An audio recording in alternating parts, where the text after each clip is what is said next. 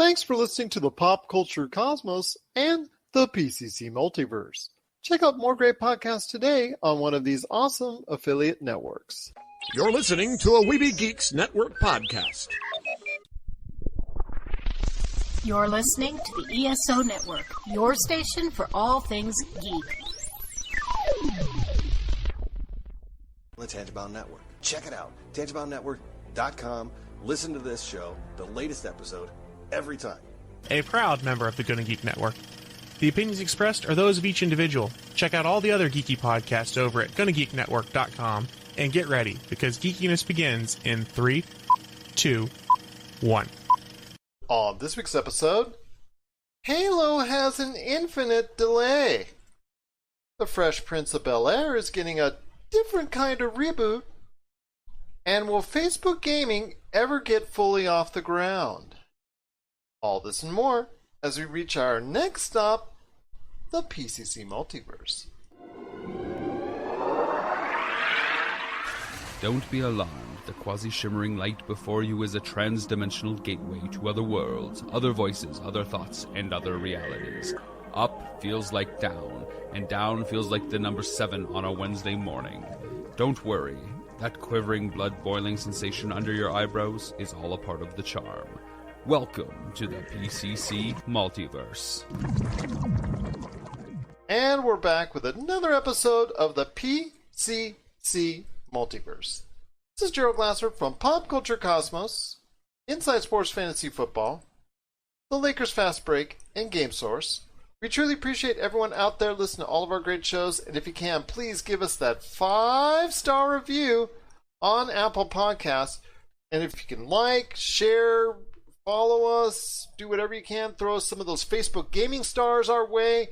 Truly appreciate it as an independent podcaster and someone like myself and my co-host Josh that does this basically for the love of pop culture. Any help or support that you can give us is truly appreciated. But it wouldn't be a PCC Multiverse without my good friend. He's our own MacGruber of Pop Culture Cosmos. You got to check out what he's doing today at popculturecosmos.com.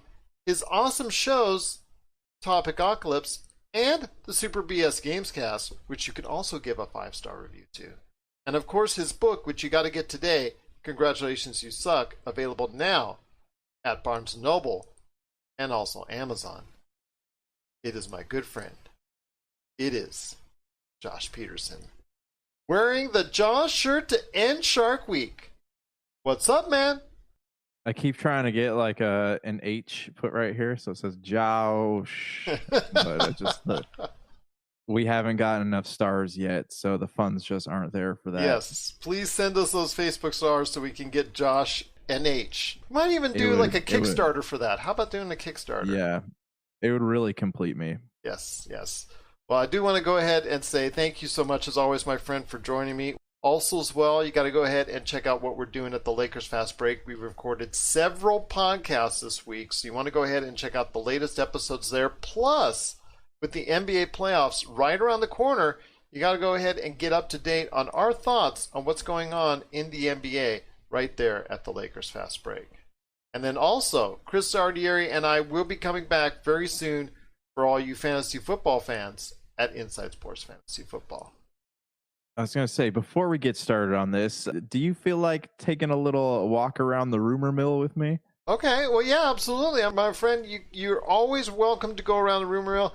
You know how much I love rumors, as every time I get a little bit squeamish when Jamie Monroy posts on Game Source all those Game Rant rumors, and like only about 25 to 30% of them are actually end up being true. So you know how much I love those rumors. Yes. But go ahead. Let's go take a walk around. Let's go take a walk around the rumor mill. Yep, I was going to say, Gerald in post, or even right now, as he just did, is going to be adding some theme music to this segment of the show. Oh, dear God. Not going to be the Limp Bizkit song all about the he said, she said, but it's going to be more family friendly. Yeah, is what we're going for here. All right, so rumor number 1 comes from IGN itself. This is a dangerous one. Remedy Entertainment is currently working on a game that might be Alan Wake 2. Control expansion that has to do with Alan Wake. So if that happens, we'll see. This next one comes from multiple websites all over the internet. So I know we had discussed this back during EA's State of Play events. A Mass Effect Remaster trilogy is going to be released in October. Great preparation on that one. Yeah, this is coming from a lot of websites, so I feel like this one seems a little bit more legit, but apparently we're supposed to get an announcement for this next week. There's two more. One comes from Kotaku. As I discussed with you before the show, existing copies of Control will not be upgraded to next-gen consoles. You will have to buy a completely new game. How do you feel about that? How do you feel? Do you think that that's true? Do you think they would short the fans like that? Yes, I would think they would short the fans like that. I'm not going to put anything past these developers and publishers, no matter how big or how small. I've seen too much as far as the video game industry is concerned, so I'm going to tell you right now, my friend, that I don't put anything past these developers, these publishers right now to make the extra buck, because there is a lot of money involved. It takes a lot to go ahead and upgrade these games, so it's not exactly for free. I mean, let's just change the color scheme and there you go. It does take money to go ahead and upgrade these to a different format, but we as fans don't have to buy it. We as fans don't have to go ahead and purchase it automatically. If we want that nice, shinier, better looking Control game, we can wait 5 years and we'll play it fresh. We'll wait until it hits the bargain bin, and there you go. I mean, it's just that simple. We don't have to buy it, and we don't have to clamor for it, right away. It's a very successful game from a critical standpoint. How well it's sold, I'm sure, pretty good, but I don't think it's sold gangbusters because it's a critical darling, but it's not gotten, the type of mainstream wide acclaim and attention from the large gaming audience out there. I think Control's still more, not necessarily a niche, but right above that as far as the game is concerned. I know a lot of people who haven't played it yet, so they may be waiting for it, and that's fine. It'll be fresh to them. But if you've already played Control, wait 5 years. Wait until the next gen version becomes a bargain discounted product, and then if you want to go into it, play it then. But yeah, it just, to me, is something that, again, I'm not surprised with at this point in time, no matter the size of the developer or the publisher, whether it's small or large. Yeah, it doesn't surprise me anymore. Yeah. I mean, and like you were saying, like, you could always wait to pick it up in the bargain bin or whatever, wherever, Black Friday sale, whatever it might be. I know Remedy's a small studio, so they don't have the budget that like Square or Microsoft or Sony studios would have, for their remasters. But I don't know about you, but like, I sometimes get a hankering 5 years after a game comes out to sit down and play it again. So I mean, in that scenario, yeah, I would totally go to the store and buy a new copy of Control, especially if it meant that I could get achievements over again, because that's the way I roll, That's the way you roll. Final rumor of the day. This comes from GameInformer.com. New image of Mario in the summertime sparks speculation frenzy. So if you remember a while back, we had chatted about Nintendo possibly remastering a bunch of old Mario games, and this image seems to hint at a Super Mario Sunshine, as we all remember. I think that one was on GameCube, correct? That's correct. Yes, so this is one that I'm hoping is true, actually, because Nintendo has not made any announcements for anything coming around holiday time. We had Paper Mario, even in their Direct, there wasn't anything like any first-party titles mentioned. No one has any idea of like what their holiday schedule is going to look like, if we're going to get any big games. I mean, if there was a time to remaster anything and release it just for profit, now would be the time to do it. So I'm hoping that I would love to go back and play Mario 64 on the Switch. I would pay for a physical copy of it. If the physical copy was $40-$50, I would go out and pay for it. So I'm hoping that this rumor is true. Seems like it has to be. What are your thoughts, though? Are you in the same boat? Nintendo and nostalgia. If they see a nice chunk of change off of it, they're going to do what they can to bleed it dry. And You know what? We as fans, we're going to just eat it up. We're just going to just lap it all up. I mean, give us all the Nintendo retro you can. Mario Kart 64, Super Mario 64, Super Mario Brothers 3, the whole 9 yards. If you give us updated versions of them, throw it on the Switch, my gosh, take our money, please, as we see on every single meme out there. I hear you. Well, thank you for taking a walk around the rumor mill with me.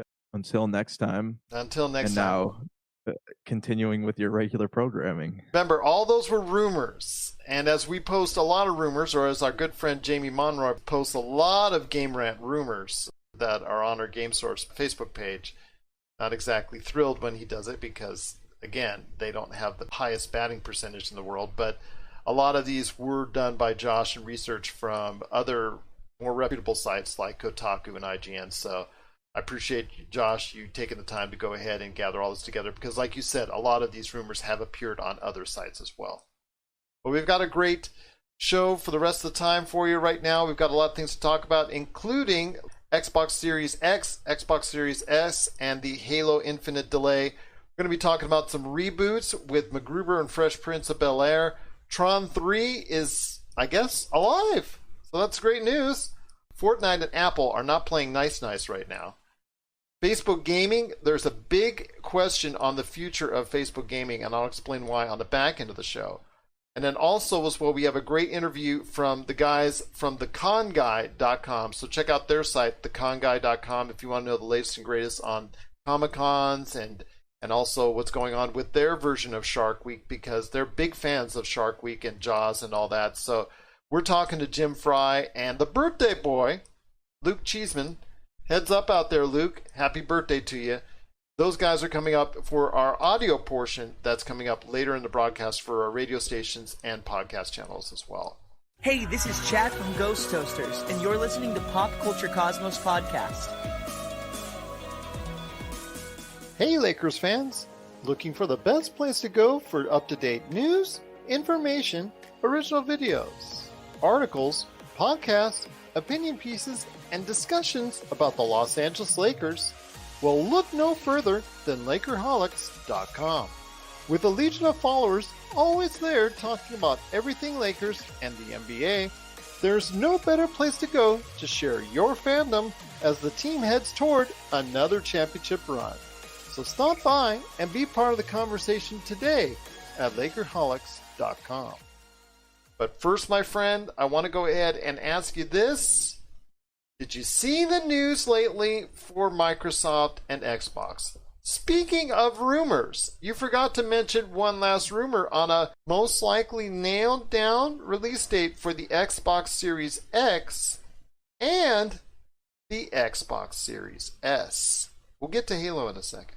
Yes, I had heard the rumors. I feel like that was an accidental slip on their part. I feel like it would be a more formal announcement if it was on purpose. But yeah, November, that's kind of what I was guessing. I was guessing late October. Anytime a new Halo has released, it's usually been late October. But yeah, November makes sense. I imagine it's going to be an early November release date because that seems to be like the best time to put games out. That way you have time to do it, shop while you're on Thanksgiving break and doing all that stuff. So November 6th looks like it's going to be the date that they're going to announce. Hasn't been confirmed, but that seems to be the rumor. Since this would be a show of rumors, that seems to be the rumor of the exact date. And not only that Xbox Series X is going to be announced as being available for delivery at that point in time, but Xbox Series S, which was kind of leaked out, another rumor that is most likely going to be substantiated, a less expensive version of the Xbox Series. The Xbox Series S was kind of leaked out on the packaging of a Xbox controller. So that's also not the best way to go ahead and announce your next console. Yeah. But again, Xbox Series X and Xbox Series S, what do you see PlayStation 5 doing in the interim? Do you see them coming out before or after? Because in the last generation, I believe they came out before, like a few days before, if memory serves. You know what? I honestly think that it's all going to depend on the price point, right? So if they're priced a little bit more expensive than the Xbox, I imagine it'd probably be smarter for them to come out before. But they'll have two versions, Xbox will. Yeah, so I mean, I think that, again, like pricing is going to also dictate the PlayStation release date. And I want to say it's going to be after the Xbox, but I could be wrong. You know, as for the Xbox being released, it worries me, thanks to something that we're going to chat about here in a few minutes. But my thoughts are we're going to hear definitive details come, I think it's next week, right? The Xbox, and there's supposed to be some kind of Xbox State of Play for next week. Something like that. And then also as well, you've got the DC Fundome. So next week, you and I are going to be pop cultured out, my friend, because you have Xbox and also DC just blabbing a whole bunch of stuff out there, and you and I are going to have to keep up with it. Yeah. And I'm curious you sound so thrilled. You sound so thrilled. Well, no, I was thinking about Microsoft. Like, I'm curious, like, how much of their show had to be changed for the next big thing we're going to be talking about here, and like how they're going to keep themselves afloat without it. But we'll talk about that in a minute. And that is the delay of the premiere game. Back in the original Xbox, one of the reasons why it got any type of traction as far as sales concerned, and no, it didn't end up winning that console generation, but one of the most beloved games of that generation did come out as a console exclusive that came out as a day and date game that shipped out with the console at that point in time, as far as the console came out and the game came out, and that was Halo Combat Evolved. And they were going to try and repeat history here with the Xbox Series X and Xbox Series S and have a same day and date release of Halo Infinite. Unfortunately, things have gone awry, whether it's the free-to-play format that they're discussing, the Battle Royale format that they're discussing, all the different proposed ideas, or the backlash on the graphics, whatever you say about Halo Infinite, it has caused a delay to 2021. So the statement was made this past week that Halo Infinite is going to be delayed until next year. Is this a crucial hit for getting the Xbox Series X and Xbox Series S off the ground?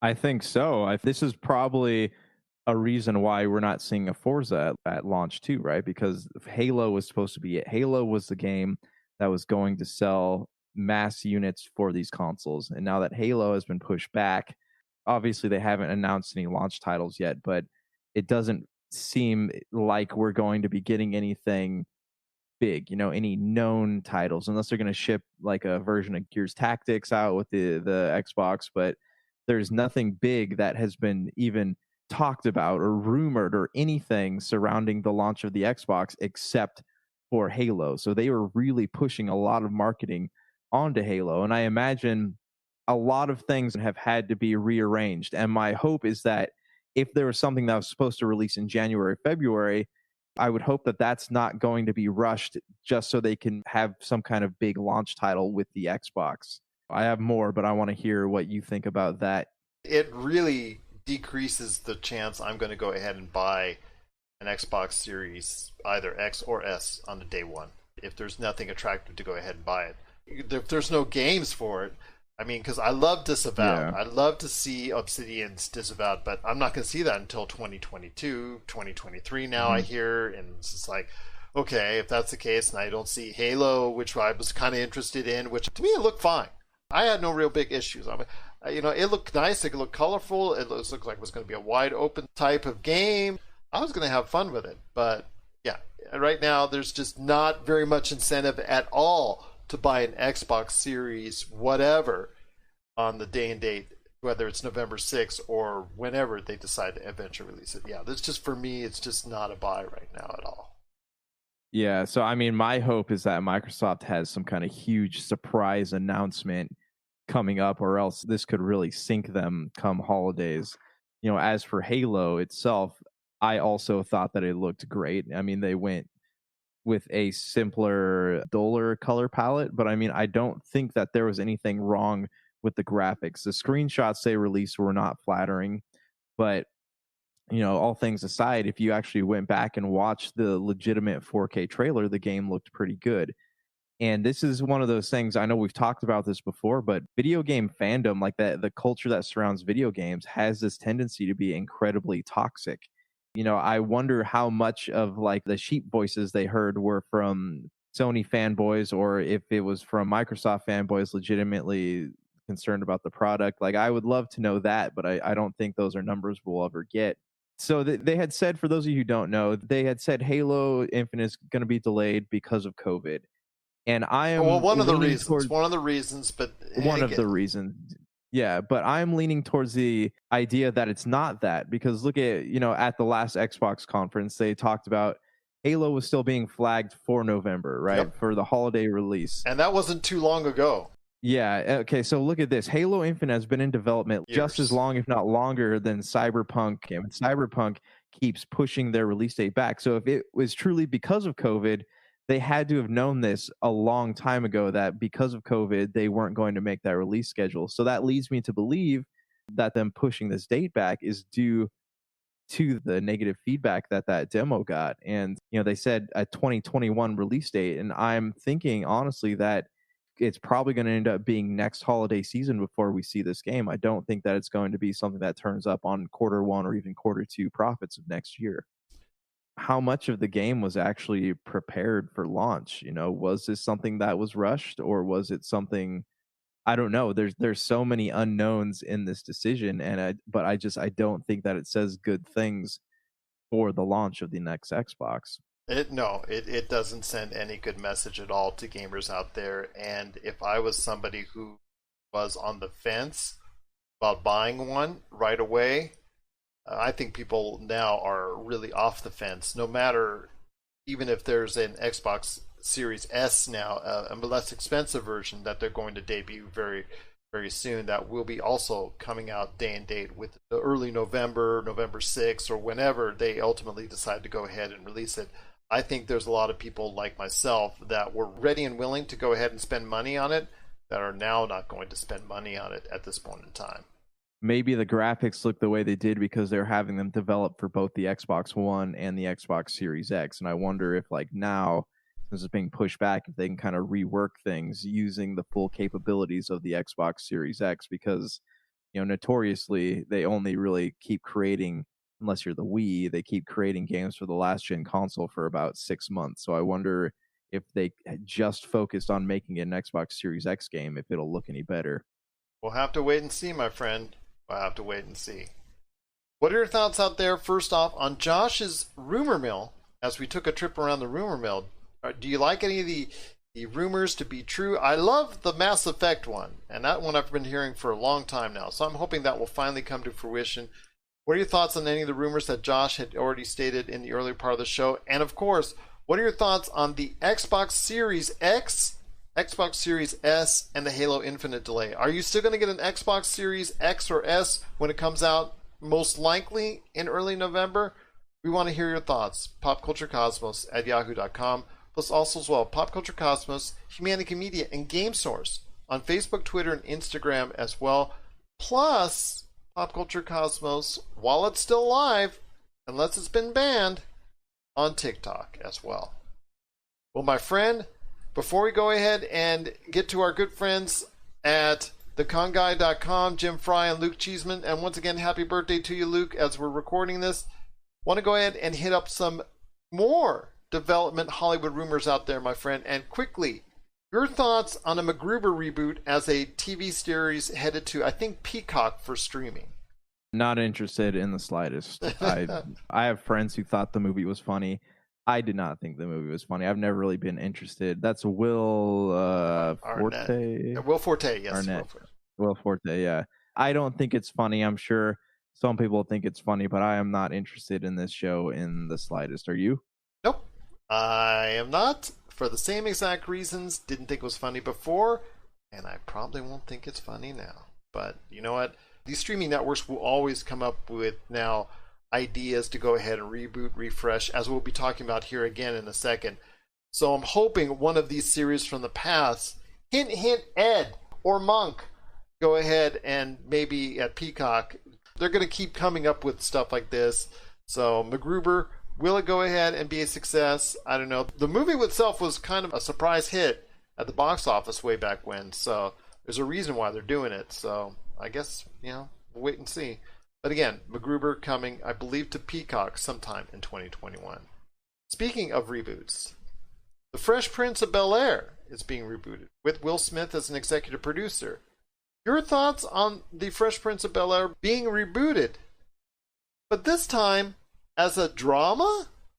Okay, I'm gonna say something that is gonna make me unpopular. I love the idea of a Fresh Prince reboot. Absolutely love that show. I think they're making it into a drama because they're pandering to a moment in time. I think that's very risky. I could be wrong. It could be amazing, but I think that's risky, and I think that it destroys everything that the Fresh Prince was. It was about this kid moving to Bel Air from a rundown area and just how he coped with it. And like, it's a comedic show. It's funny. It's very situational comedy, and I think they're trying to make it into something that is not. I'm wondering if it was even meant to be a reboot of Fresh Prince, or if it was just a show someone wrote and then they branded it Fresh Prince. It doesn't make any sense to me why they would change the genre of it. And again, like, I love the original Fresh Prince. Like, it's, even to this day, it's one of my favorite shows, but I don't see it having any place being a drama. The other one did have, if you remember, the old show had dramatic moments in it, but it hinged more on the sitcom type humor. So I just like, it'd be if someone remade Full House as a drama, or someone remade Step by Step as a drama. I don't see it being something that works, especially if, there's a lot of nostalgia attached to this series, and I don't see people being very fond of something like this. I agree with you that it's going to be a show that has a lot more social relevance to it, and I applaud that. But don't package it under the Fresh Prince of Bel-Air. Will Smith, he can executive produce, that's fine. Just create something new, create something special out of it. Even if it's the same concept as far as individual from one side of the universe coming to a different side of society and things of that nature, that's fine. Just repackage it as something else. Don't attach the name of Fresh Prince of Bel-Air, because people might be expecting something different and might be disappointed by it, because they're expecting, the laugh out loud comedy that Will Smith, you saw the talent there.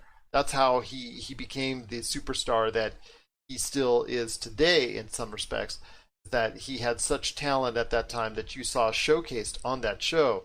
And I just believe at this point in time, to repackage it into a drama, I mean, just let it stand on its own. It seems like a great concept to put in as far as a drama. I wouldn't mind it, but to use that name, I'm not sure. I think a lot of people are going to be kind of down on that aspect. I would have loved to have just seen that type of show or movie or concept taking place with it as an original IP and going from there, because there's going to be enough people that will support it, or enough streaming networks or programs or networks that will support it with Will Smith's name attached, regardless of whether or not it says Fresh Prince of Bel-Air or not. If it was repackaged, that's fine, the idea and all that, but if it was named an original name to let it stand out on its own, I think for me it would have sufficed a lot better. But, we want to hear your thoughts out there. I mean, is the Fresh Prince of Bel-Air repackaged as a drama? Are you really into it? Would you like to see it repackaged with a different name? I'm probably going to still see it and give it about as fresh look as I can with it, but we want to hear your thoughts on it. popculturecosmos@yahoo.com. Tron 3 got a director, my friend, so Jared Leto's Tron 3 looks like it's somewhat off the ground, my friend, in development. What are your thoughts on Tron 3 getting a director? It's not a done deal yet, because as you've seen with Uncharted, that had 15,000 directors attached to it. But Tron 3 is getting a director. Jared Leto's still attached. Is this something you want to see? Yes, it is for sure something I want to see. So we talked about this a while ago. I know they had the guy who had originally been involved in the storyboarding for Tron 3 had said Tron 3 is going to be released as a Disney Plus movie.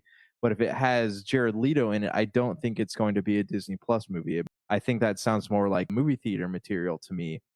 What it sounds like, though, is that we're not going to get a continuation of the Garrett Hedlund and Olivia Wilde story. We're going to be getting something else here. Well, I told you before that I thought there's a whole bunch of scenarios you could use for Tron and the future of Tron, whether as a series or another movie. We talked about this, I think, was it last month? Yeah, we did.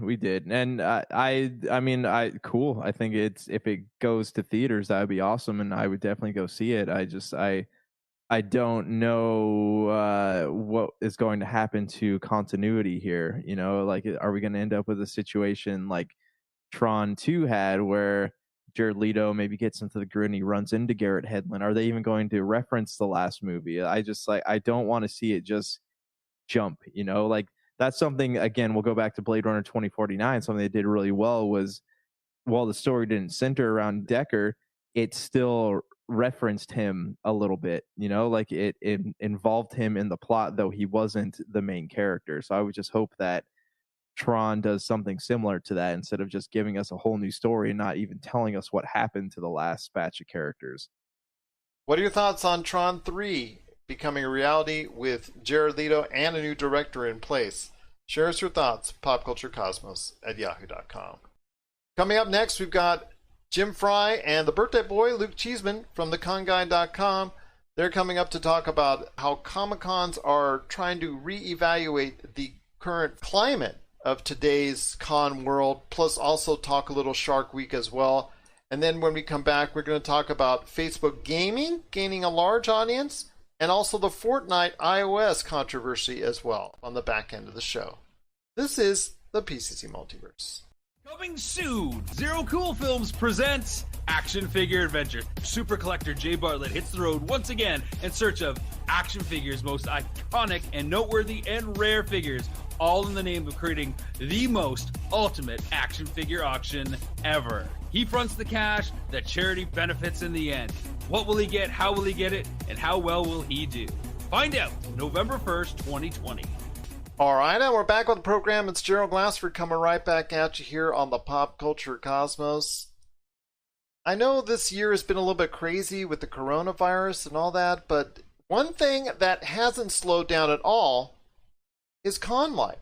That's right. Comic-Cons are still going on across the country. They're finding new ways to approach their audience with several ideas out there, from virtual to other ways they can go ahead and connect with their audience, because people still want to go ahead and celebrate Comic-Cons because they are such a great place to go, such a way to go ahead and have everybody get together to have a fun time, especially on various aspects of pop culture. And one of the best places to go for your news and information on con life is theconguy.com. It's news of the con universe, and you want to check it out right now. There's no better place to go than theconguy.com. And I've got two of the guys behind theconguy.com right now on with me on the show. And that's Luke Cheeseman and Jim Fry. And guys, thank you so much for being part of the program today. Thank you for having us. This is such a pleasure to be here. Yeah, good to be here. Great to have you guys on the show. First up, I want to ask you, Luke, is that, as you know, with the coronavirus, it has totally just thrown everything out of whack from every part of the society. And obviously, we don't want to get into the huge particulars with that, but con life with Comic-Cons, and there's so much of a part of pop culture, and unfortunately, the way we've seen over this year, as far as the different aspects of con life, have changed because of coronavirus, hasn't it? Definitely. So a lot of the conventions, as you know, like a big part was just these large gatherings of people, and a lot of it was based off that, and they'd have these convention floors that were basically shoulder to shoulder. You go to a place like San Diego Comic-Con, you could barely walk through the floor because it was just so crowded. And with all this happening, we're not able to go. But a lot of them have kind of decided to do more of the virtual. And luckily, a lot of the vendors have been able to survive because of the online shopping and all that. And a lot of them were worried about it in the beginning because they weren't getting the business. And basically all their main business from the year comes from these conventions. But it's been interesting to see how they've been adapting to the change that's going on right now. Yeah, they really have. We'll take San Diego, for example. They came out probably with the most robust online experience. Most of the conventions, if not all, I mean, there's still some conventions that are still on the schedule as they are trying to happen, but it's very doubtful we're going to see any in-person conventions this year. So they've all tried to create something virtual, and we've got to give them credit. And at the beginning, it probably wasn't the best. People slapped on a couple of panels and, oh, here's a guest, and you can pay to see this one guest over here or something. But San Diego Comic-Con kind of changed it all. They pushed out 350 hours of programming over 5 days, all staggered at different times, just like you were at a convention. And they were high profile. They had The Walking Dead. They had Bill and Ted's, hosted by Kevin Smith. But not only that, people can see videos just about anywhere, but the interaction. Like Comic-Con, they still had portfolio reviews where you could submit your artwork if you were an aspiring artist and you get feedback. They still had the Masquerade where people did 15-second performances, and it was all put together and voted upon. So they had like interaction, which was great. Like New York Comic Con, we just heard recently, they're going 100% online as well, and so they're having like a meta convention of all their different brands. And then in October, New York Comic Con is going online. So I'm looking forward to seeing what they're going to do. We're kind of in an evolving space right now, where everybody is seeing that, wow, there is a little bit of fatigue of only being able to see things online. But the conventions are starting to get a little bit more creative and looking for ways to interact with fans. Because that's what, like Luke just said, that's what everybody's missing. We love the news. We love finding out about pop culture. We love finding out about what our favorite celebrities and favorite comic book artists are doing. But there's nothing that can really replace right now the interaction of shaking hands, meeting your favorite people. But they're trying. They're using Cameo, which is an online way for a lot of celebrities that would be at conventions to do special one-on-ones with people, and people are doing, there's still autograph opportunities available. So yeah, it's a tough season, but like Luke said, one of the biggest things that was hit was the vendors, because so many vendors make their livelihood off these conventions, and they're kind of having a really hard time right now. So we just encourage everybody to make sure you are still following your favorite vendors and don't abandon them during this time, because they need you just as much as you want to be a part of what they're doing. I wanted to ask you guys mentioned San Diego Comic-Con, which everybody knows it's probably the most infamous of all Comic-Cons that are out there, and covered it quite a bit on this show extensively. And one of the things that we covered, Luke, was the fact that Marvel and DC, they're doing their Fundome event. I want to ask you your opinion on San Diego Comic-Con. As Jim mentioned, there was several things each and every day that fans could look forward to, but was missing Marvel and DC that one big thing that could draw in enough audiences? I think that for me and a lot of reaction out there, they're saying that Marvel and that DC element missing was a big hit in San Diego. Yeah, I think a lot of those bigger panels were missing. You could definitely feel the absence of that. Usually starting as soon as Thursday, they were dropping big panels. Like you'd have all these big movies that were promoting, and you'd basically from there all the way to Sunday and having these like gigantic panels, Warner Brothers or the Marvel DC, like those announcements were something, like you'd look forward to probably more than anything happening, at least on my end. Like I loved hearing like, this is the next phase of Marvel, or here's a special glimpse at this, and kind of missing that did feel like part of my Comic-Con experience was missing. Now, I do feel that some of the smaller panels that usually don't get as many people, and we were on one of those panels that usually only fills, maybe you're able to get a lot more views on some of these smaller ones. It's cool that they're recorded, but especially those bigger ones, having the fan reactions and having these just gigantic announcements, I definitely did miss those. I did miss them as well, and you're going to be seeing next week with all the big announcements that DC has to, in 10 days from our conversation, what DC has to offer. They're going to obviously run down a lot of things that SDCC could have benefited from, which is kind of disappointing because, we see this as well with E3 in the video game world, that now all these publishers want to do their own thing. If it goes back to the real world as far as we're getting out of coronavirus and people are starting to really gather again in numbers, and San Diego Comic-Con doesn't get back DC and Marvel, there could be a real problem. I agree with you. Marvel and DC, those are the premier giant Hall H events, which kind of make Comic-Con, the modern Comic-Con, what it is today.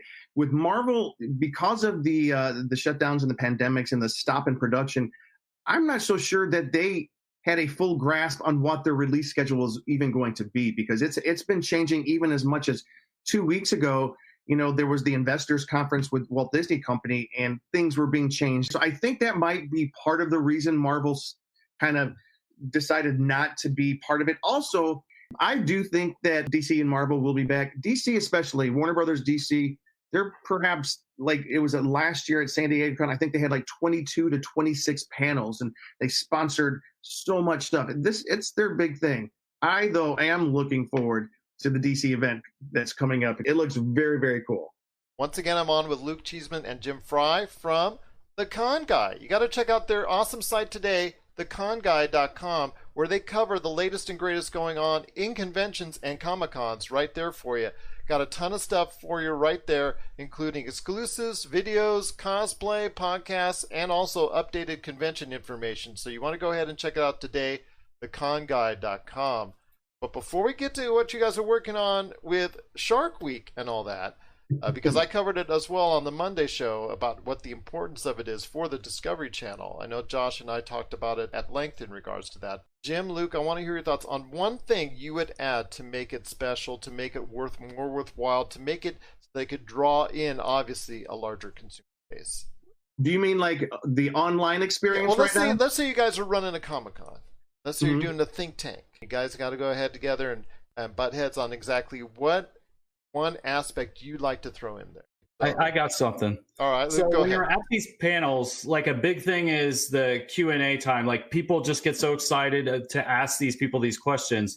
Now, I think whether it's because I wish they had more of a live chat feed, although it would probably be going insane. But if they'd select just a select few of people that would get to kind of just video chat in, you get to see that kind of freak out, kind of people getting all starstruck moment to kind of ask their favorite, actors or filmmakers or whatever the questions. I feel like that would add a little more personal to it, and it'll draw more people in. Like, I may get to ask this person a question. So I would definitely add that aspect in. I would say that would be my number one thing. I would say the same thing. The number one thing they need to do right now is find a way for you to interact with the people you're coming to see, whether it's your favorite artist, your writer, the creators, or even celebrities. If there's a way to interact and ask questions, meet, make an autograph feel a little bit more personal than just like clicking a tab and it shows up in the mail.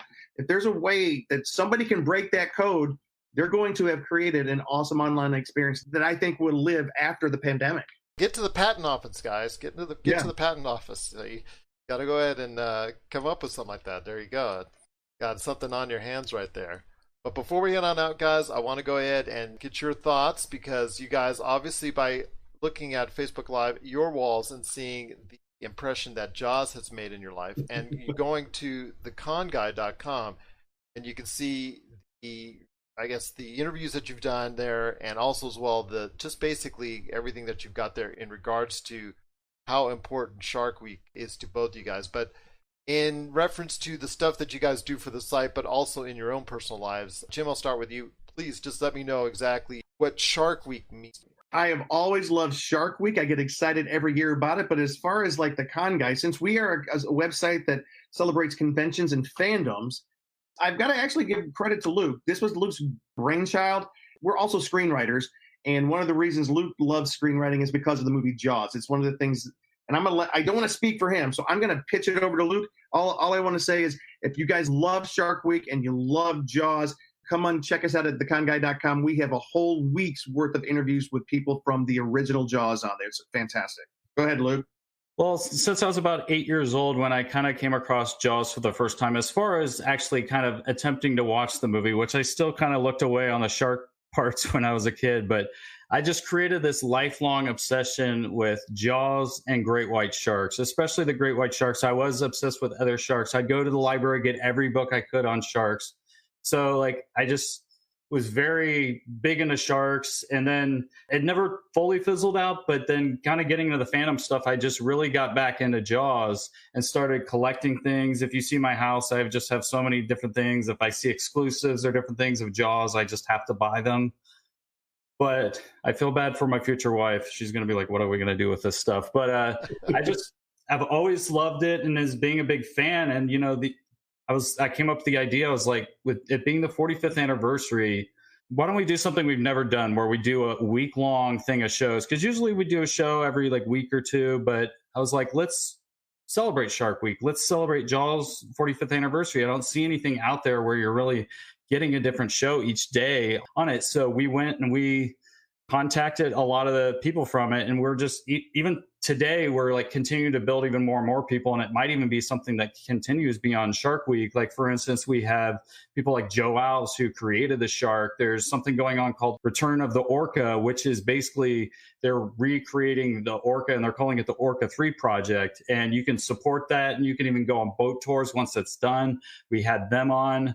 We also had a couple actors. We had Jeffrey Voorhees, who played Alex Kittner himself. You can check that on our website. That's out right now. And then we also just today released Jeffrey Kramer, who played Deputy Hendricks. And we just have so much more coming. And we have Carl Gottlieb. We're very excited about that. And we did a previous interview with Greg Nicotero that we're going to be sharing, because he took the only remaining shark made from the original mold. It was basically the Bruce 4. It was in a junkyard, and then he took it back in and restored it fully. And it's going to be in a museum, hopefully at the end of the year if it opens. But it's been awesome just sharing this experience and getting the fan reactions online. Like, we're getting comments and other people that just love it. And this might be something we continue of, like, taking certain fandoms and seeing like, hey, can we build like an episode 1, 2, 3 of just exploring a fandom or different casts or different people. And there's a chance we are looking into possibly doing a Back to the Future thing if that can work out. But I'm very excited to be sharing Jaws and doing it during Shark Week and watching Shark Week as we're doing it. Well, this is the year of the 45th anniversary of Jaws. I know that it's getting closer and closer to the 50th anniversary here in a few years, but each and every year Shark Week is an event in and of itself, and it just reminds people of the fascination that we have with sharks in and of itself. So again, if you want to go ahead and check out all the shows that they're doing and everything that they're up to, you want to go ahead and check it out today at theconguide.com. Both Luke and Jim and everyone there do a great job on covering everything. I've been actually checking out everything that they're doing, and it truly is a great job indeed. Plus, again, if you need the latest and greatest news on everything upcoming for, like you guys were talking about, fandom events or Comic-Cons, no better place to go than theconguy.com. Well, guys, it's been great talking to you. I want to get you back on the show again as we talk more Comic-Cons here in the near future. Hopefully there'll be a time in the not too distant future we can get back to normal, like you were talking about, Jim, with fans interacting once again. Just truly appreciate that type of atmosphere. As someone who's been to several Comic-Cons over the years himself, I miss the camaraderie. I miss looking out on the floor and seeing people in their cosplay outfits just talking to each other, remarking and appreciating each other's work that they do to go ahead and put into it, and just basically the all-around great atmosphere of the Comic-Cons itself. Fans meet each other to celebrate what we love. Absolutely, absolutely indeed. Well, once again, I've got Luke Cheeseman and Jim Fry on the show from theconguy.com. Hopefully you get a chance to check out their awesome site, theconguy.com, as soon as possible, and hopefully you get a nice bite out of that site as well. There you go. Back in the water. Exactly. Well, guys, it's just been so great having you on the show, and I look forward to bringing you back on again real soon, right here at the Pop Culture Cosmos. If you need your video game fix, be sure to check out Retro City Games. Located in Town Square on Las Vegas Boulevard or in Henderson, Nevada, Retro City Games has the cure for all your video game vices. Retro games and games for current consoles, Nintendo, Sega, PlayStation, Xbox, and more. Retro City Games has all the staples from any library and some highly collectible offerings too. So pick up a few games today at Retro City Games in Town Square on Las Vegas Boulevard or in Henderson, Nevada. Retro City Games is your video game metropolis. And we're back to close out the show. This is the PCC Multiverse. Want to thank so much Jim Fry and Luke Cheeseman from theconguy.com talking about the future of Comic-Cons, at least the short-term future in the world of coronavirus as far as Comic-Cons are concerned, and then also Shark Week as well. My friend, before we head on out, you know about the latest controversy between Fortnite and Apple Store, and it might include Google Play Store here in a little bit, because Apple pulled out Fortnite from the Apple Play Store because of Fortnite getting so mad at the 30% cut that Apple and Google gets, told its customers to go ahead and bypass Apple and also Google and buy directly from Epic and offer them discounts in return in order to do so. So I want to hear your thoughts on this latest controversy between Apple and Fortnite. It's blowing up on our GameSource page that we posted. I know a lot of people are talking about it and reacting to it. So I want to hear your thoughts on Fortnite being removed from the Apple Store. And I'm assuming at some point in time, Google may not like that as well. This is tough. I'm not a huge fan of Apple, though I do have an iPhone, and I apologize for that. Apple is such a massive company, and they overprice things on their stores and they undercut people. I've heard stories. I got friends in bands who say like Apple really takes a big share of their profits whenever they sell music and stuff like that. So I can totally see Apple doing something like this, but at the same time, like, I understand why they're upset, right? There's a contract signed, yada, yada. But also 30% is a lot of money if you consider how much money Fortnite makes, right, off of their microtransactions. 30% is a lot of money, and Apple's probably making a lot of money from that. And you look at Epic. I'm sure Epic, they're probably making plenty of money also, but I mean, you look at them, they don't sell physical copies of their games. All of their money is made off of microtransactions. So this is their only source of income, and Apple's taking 30% of it. I can see why they would want to do this also. Not just Apple. Remember, Google does the same thing. Google, yeah. So, if they're doing this to Fortnite, I'm curious how many other game companies are doing this to. But, as far as I know, Epic is taking Apple to court, and I don't know what's going on currently. But, it's crazy that it escalated so quickly. But, it's Epic is, for those of you that don't know, Epic discontinued V-Bucks, right? They lowered the V-Bucks. They lowered the price of V-Bucks. They lowered the price to make it more attractive because of the 30% that they're not paying Apple right now in order to do so. Yeah, and I wonder if that means that, because that would probably mean, since the game's free, that Apple's not profiting off of it at all anymore. Mm-hmm. So it must have been a pretty decent chunk of change for them to really take notice like this. Again, it just comes down to, this is a major power play between a company that has grown by leaps and bounds. Even though they were very large before, obviously they made the Unreal engines and they had successes in the past before they sold Gears of War to Microsoft, and obviously several games from the past as well. But Fortnite has been their big time success for them that pretty much not any other game has reached. I mean, there's only been, like, you can count on one hand the number of games that have had this kind of success with microtransactions, with generating revenue and volume. Fortnite may not be at the height as it was maybe last year or the year before, but it's still at a really, really, really high rate of volume and revenue for the company. And to go ahead and take itself into the position where we wanted to go ahead and undermine what our contracted value is with Apple and Google and try to provide consumers a better way of doing things. They've got a lot of bravado and they've got a lot of power right now because of all the money that they made from Fortnite. So they've got a lot of cachet.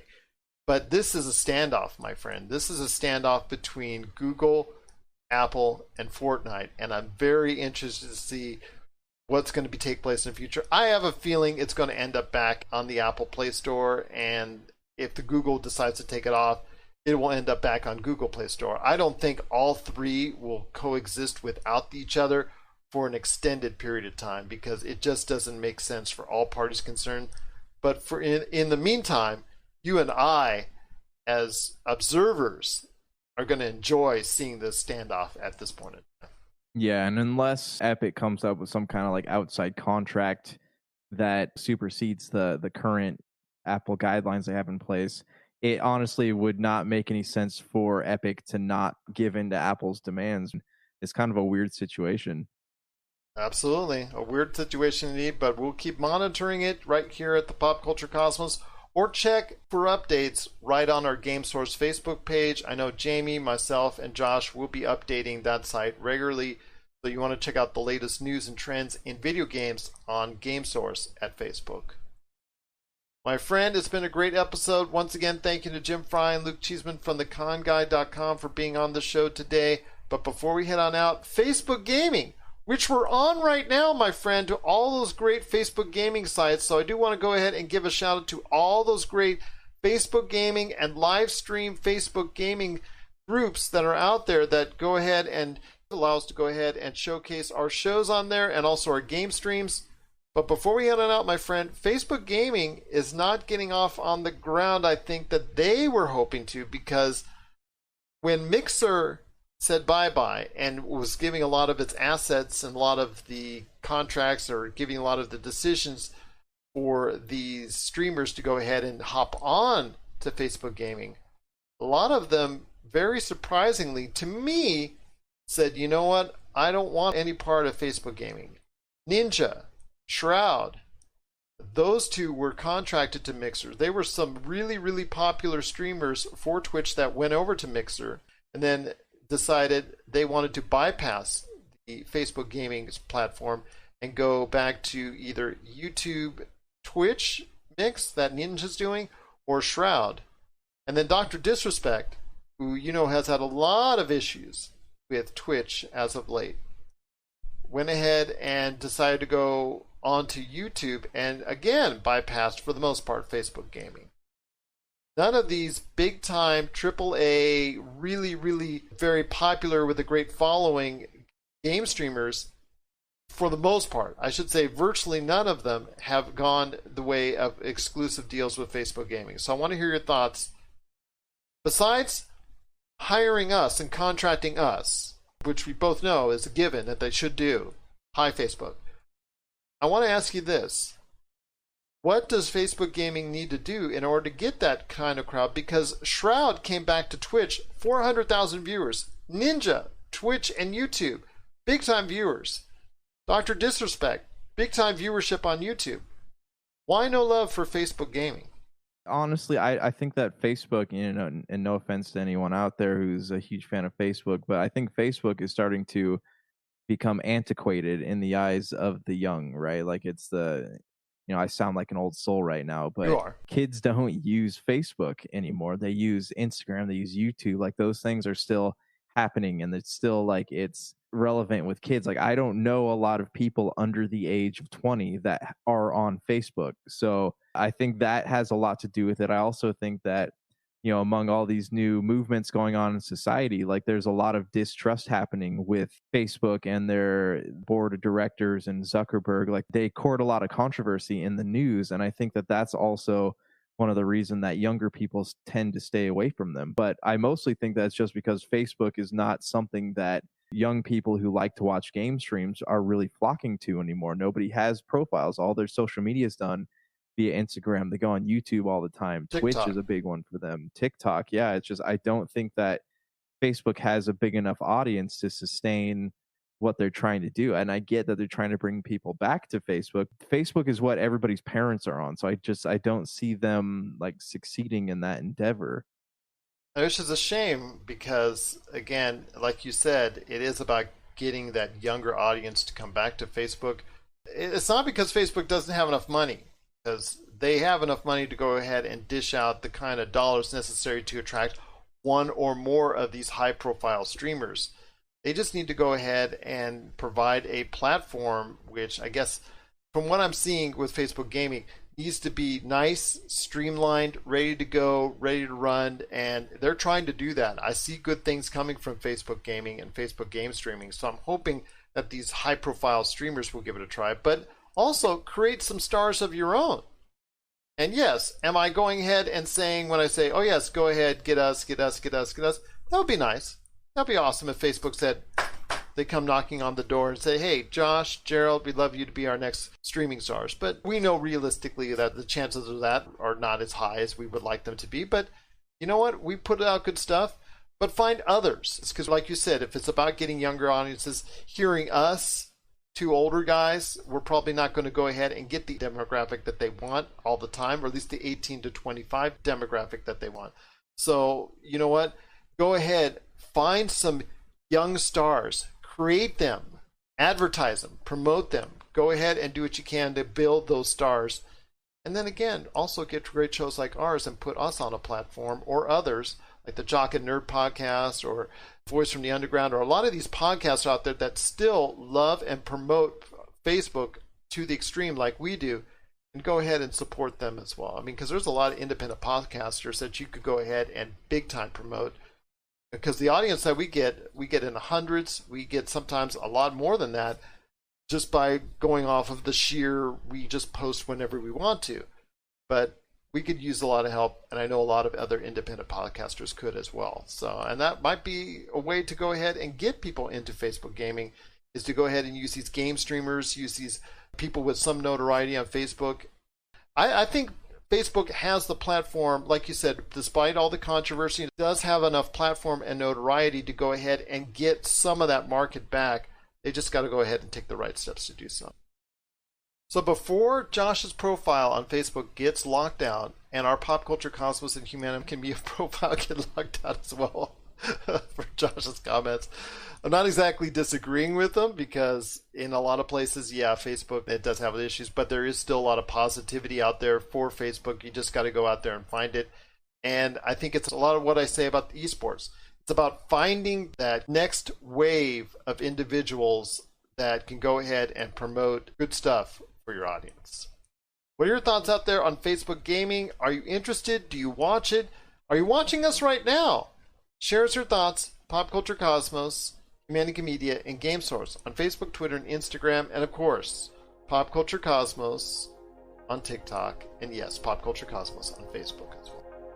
Well, my friend, great episode. Had a lot to talk about, a lot of stuff to ramble off. Any last thoughts from the Rumorville or otherwise on the way out? No, but I'll make sure there's more places to visit on the next episode of Rumor Mill. So the only thing about rumors, a lot of times, they don't come true. So for Josh Peterson, this is Gerald Glassford. It's another beautiful day in paradise right here in the PCC Multiverse. Thank you for listening. And here's hoping you have yourself a great day. My name is Quoth. I tread paths by moonlight that others fear to speak of during the day. I've talked to gods, loved women, and written songs that make the minstrels weep. You may have heard of me. Join Mandy and her friends as they explore Patrick Rothfuss's best-selling fantasy series, The Kingkiller Chronicle. You can find us at casterquest.com or on the ESO network. You're listening to a Weeby Geeks Network podcast. This has been a broadcast of the ESO Network. Be part of the crew and help support our shows by donating to our ESO Patreon or by shopping through Amazon.com or the TeePublic store, which can all be found at www.esonetwork.com. The ESO Network, your station for all things geek. Tangent Bound Network. Let your voice be heard. TangentBoundNetwork.com. Thanks so much for downloading the Pop Culture Cosmos, and stay tuned as more great podcasts are on the way.